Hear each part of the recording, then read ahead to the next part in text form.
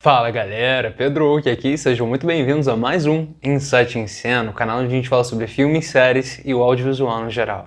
E no episódio de hoje nós vamos falar sobre dois filmes em específico, Noite Passada no Sorro e Maligno. O nome desse vídeo, galera, é Trazendo o Diálogo de Volta. Mas antes da gente começar, galera, claro, como sempre, eu tenho que pedir para vocês curtirem, comentarem e, é claro, não se esquecerem de apertar esse sininho aí embaixo e se inscreverem no canal, porque ajuda bastante, pessoal. Então, se ligaram na cena? Estão preparados? Então, beleza? Solta o crack.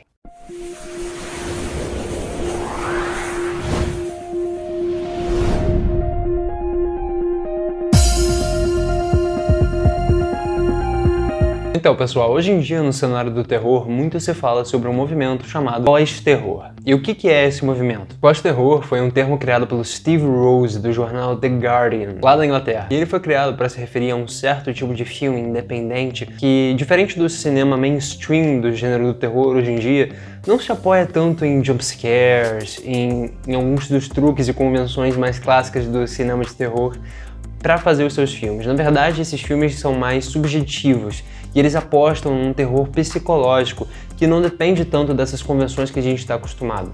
Ele foi criado, na verdade, para falar de um filme chamado Ao Cair da Noite, de 2016, e desde então vem sendo aplicado a vários filmes do circuito independente, como, por exemplo, Babadook, O Farol, A Bruxa, Hereditário, Midsommar, entre vários outros. E é um termo super controverso entre os fãs de filmes de terror e as pessoas que estudam filmes de terror, porque ele meio que diz que o terror acabou em um determinado momento, que o gênero simplesmente terminou, e basicamente ele nega qualquer elasticidade ao gênero, porque você diz que esses filmes são um novo terror, dizendo que elementos psicológicos e a subjetividade nunca foram prioridade ou utilizados no gênero de terror antes desses filmes atuais, o que não é verdade. Então é realmente um termo bem controverso entre os fãs.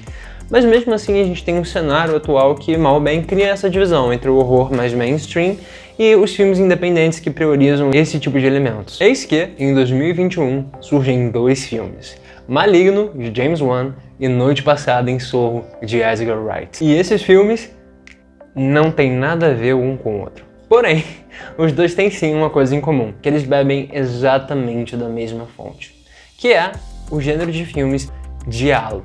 Então, galera, eu não sei se vocês estão lembrados do diálogo, mas eu falei sobre esse gênero específico do terror com vocês quando eu fiz o vídeo sobre o Pânico algumas semanas atrás. Mas caso você não tenha visto esse vídeo e, bom, por favor assista, eu vou deixar o link aqui embaixo na descrição caso você queira conferir, mas permita-me refrescar para vocês nesse vídeo aqui, ou então introduzir para vocês, caso você já não conheça por acaso, o diálogo. Então, galera, os filmes de diálogo são filmes da década de 60 até o início da década de 80 italianos. E eles têm esse nome porque eles fazem referência às revistas pulp dos anos 20 italianas, que importavam histórias de mistério e terror na Inglaterra e outros lugares. Histórias que eram baseadas em contos como o da Agatha Christie, por exemplo, uma autora britânica, entre diversos outros autores. E o que acontece é que essas revistas pulps, elas tinham capas amarelas. Cada uma delas tinha capa amarela, que em italiano é giallo. Tá, isso foi péssimo, desculpa. Então é por isso que esse gênero tem esse nome, por causa dessas revistas. E como é que a gente pode definir um filme de diálogo? Bom, bem no início da produção desses filmes, com o diretor Mario Bava, que fez Black Sunday, fez A Garota que Sabia Demais, mas principalmente fez um filme chamado Blood and Black Lace, ou então 6 Mulheres para um Assassino, em português e em italiano. O Mario Bava, ele basicamente foi o cara que fundou esse movimento, e o lance que ele acabou estabelecendo foi que você tem geralmente um filme que contém locações deslumbrantes, nudez, cenas de sexo e violência extrema, geralmente envolvendo um assassino mascarado ou então envolto em sombras, comete uma série de crimes com a quantidade de corpos geralmente crescendo durante a produção, né? E normalmente uma protagonista feminina que está lidando com algum tipo de trauma, normalmente um trauma psicológico. Além disso, o diálogo também tinha como elemento característico o uso de cores vibrantes durante o filme, e também uma coisa importante que o diálogo fazia é que ele utilizava a câmera como ponto de vista, normalmente, do assassino, porque é um mistério, né? Então, como a gente não sabe quem é o assassino, às vezes era interessante você usar a câmera como se fosse o ponto de vista do assassino. Assim, a gente tem uma cena interessante com o assassino vista a partir do ponto de vista dele. Uma coisa que depois os filmes de slasher ali da década de 70 e depois um pouco mais para a década de 80, um lance que foi implementado tanto no Halloween quanto no Sexta-feira 13, é um lance que realmente foi importado pro slasher depois. Por isso que eu citei o Diallo durante o meu vídeo sobre Pânico, né, falando sobre as regras do slasher, porque muita coisa do slasher veio, na verdade, do Diallo. Mas é claro, o Diallo não ficou só com os mistérios e thrillers com assassinos mascarados, serial killers, né, no caso. Ele também migrou depois para um lado mais paranormal, e quem ia explorar bastante isso eram diretores como, por exemplo, o Dario Argento, que ia fazer o Suspiria depois, Inferno, Ópera, várias outras obras que iriam envolver também o paranormal dentro da fórmula já conhecida do Diallo.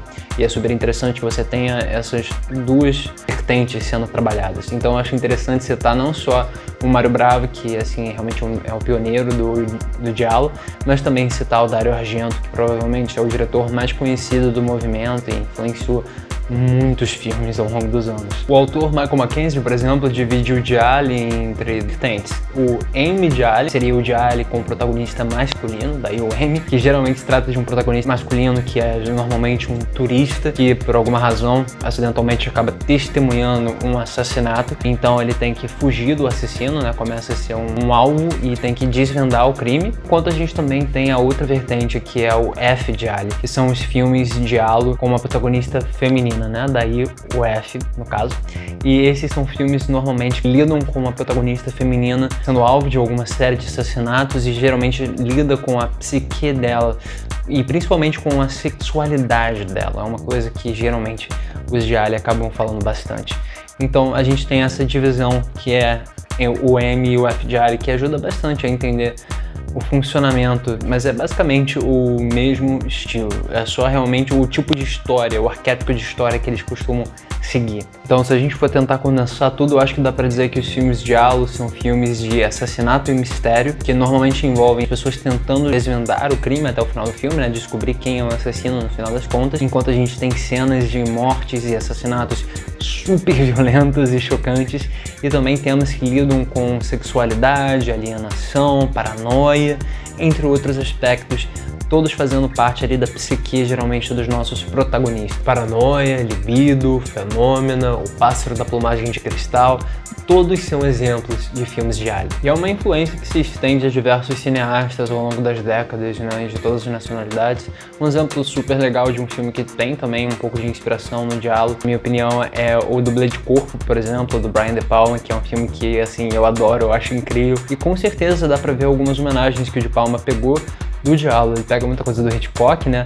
Mas o voyeurismo que ele tem com a câmera dele e tudo mais, são coisas que a gente pode puxar do Giallo também. Mas o foco no aspecto sexual, no aspecto voyeur da coisa, também no mistério em si, é tudo coisas que a gente pode puxar pro Giallo. Até porque o Giallo também tinha um pouco de inspiração em filmes do Alfred Hitchcock, né? Um dos primeiros filmes de Giallo é A Garota que Sabia Demais, do Mário Brava, que também tem inspiração no Hitchcock. Então, o Brian De Palma também tem um certo DNA que ele divide com o Giallo. Mas então, voltando à Vaca Fria, dá pra gente dizer que o Noite Passada no Sorro e o Maligno são filmes Giallo? Não. Por que não? Bom, eles têm elementos que são inspirados no Giallo e eles com certeza são homenagens ao Giallo, né? Pode ter certeza disso. Mas eles não são filmes de Giallo, porque, bom, para ser um filme de Giallo você tem que ser um filme primeiramente de nacionalidade italiana, né? E os Giallos são realmente esses filmes dos anos 60 até mais ou menos assim os anos 80, talvez chegando até ali a década de 90, estourando, que seguem essas características, né? São filmes de baixo orçamento, embora tenham essas locações deslumbrantes, eles são filmes de baixo orçamento que têm todas essas características específicas. E da Itália, principalmente. Eu acho que é possível que a gente tenha um retorno do Giallo, propriamente dito, né? Se a gente tiver uma retomada, né, do cinema italiano nesse sentido, para esse gênero. Mas eu acho que de fora, na verdade, a gente tem mais homenagens a ele. Eu acho que a gente não precisa dizer que só porque eles seguem esse espírito, né, Giallo, eles são filmes de Giallo. E eu acho que até mesmo os fãs do Giallo, eu já vi uma galera comentando que devem ficar ofendidos se você dizer que o Noite Passada no Sorro e o Maligno são filmes de Giallo. Isso é interessante porque, como eu disse, o Giallo ele misturava justamente essas histórias que focavam na psique humana, né, na paranoia, na sexualidade e, ao mesmo tempo, em mistérios, né, em alguns filmes paranormais que não necessariamente tinham que ter um grande sentido na trama, né, eram filmes que você, às vezes, precisava mais sentir, compreender os filmes de um ponto de vista artístico, mais até do que uma trama que fizesse totalmente sentido, sabe? Que você vai de A, B a C, segue os pontos direitinho. Mas ao mesmo tempo ele juntava isso com uma violência extrema, com cenas de sexo, com nudez, coisas que você encontra em filmes mais mainstream de filmes de terror. Então, na verdade, o Giallo, se você pensar bem, ele juntava essas partes que hoje em dia estão divididas entre o que a galera tá chamando de onda do novo terror, né, do pós-terror, e a onda dos filmes mainstream. O Giallo reunia tudo isso. E o interessante de você ter um filme hoje em dia, como A Noite Passada em Sorro e O Maligno, é que esses filmes, eles novamente, por estarem invocando o espírito do Giallo, né, através do espírito do Giallo, eles juntam essas coisas novamente e tornam mais difícil que você coloque eles em rótulos específicos, sabe? Que você diga, ah não, esse é com certeza isso aqui e esse é com certeza aquilo ali, porque embora eles tenham um orçamento grande, né, embora eles sejam um pouco mais mainstream, eles ainda assim retêm todos esses aspectos do Giallo clássico, né, esses aspectos psicossexuais que são muitas vezes utilizados hoje em dia na onda que é chamada pós-terror, que é muito bacana, porque devolve uma certa elasticidade, né, essa elasticidade do gênero do terror. Esses filmes, eles mostram a pluralidade das coisas que podem haver no terror, juntando todos esses elementos, com resultados melhores ou piores, mas mesmo assim eles são filmes que se propõem a fazer esse tipo de junção, de trazer de volta esse tipo de filme em interação entre esses vários aspectos que compõem um filme de terror, possivelmente. Eu acho super legal que Uma Noite Passada no Sorro e O Maligno sejam filmes que o grande público vá ver, né, provavelmente, eu acho que sim, que a galera tenha vontade de assistir, né, estão nas redes principais de cinema, e ainda assim tenham todos esses elementos que fazem referência a um gênero de terror antigo italiano, né, do cinema italiano, e que também tem elementos em comum com essa onda agora do que a galera tá chamando de pós-terror nos cinemas. Então eu acho super legal essa junção. E eu acho que é uma oportunidade, por exemplo, eu não era tão bem familiarizado com o Giallo, mas eu me interessei em conhecer mais, vim vendo uns filmes desde então, por conta do Maligno, de Uma Noite Passada em Sorro. Então eu acho que é uma experiência muito bacana, eu acho que vocês podem se encantar com esse subgênero, entender esse subgênero, né, conhecer, é sempre legal. E tudo isso graças ao lançamento desses filmes, então eu acho que eles fazem bastante pro gênero do terror. Eu acho que é super interessante ver, assim, você pode gostar ou não gostar, não tem como dizer se você vai gostar ou não dos filmes, mas é interessante a carga que você pode tirar deles, a carga cultural e o que você pode pensar neles, que eles representam pro cenário atual do terror. Então é isso aí, galera. Muito obrigado por terem assistido o vídeo até o final. Eu espero que vocês tenham gostado e a gente se vê na próxima. Valeu!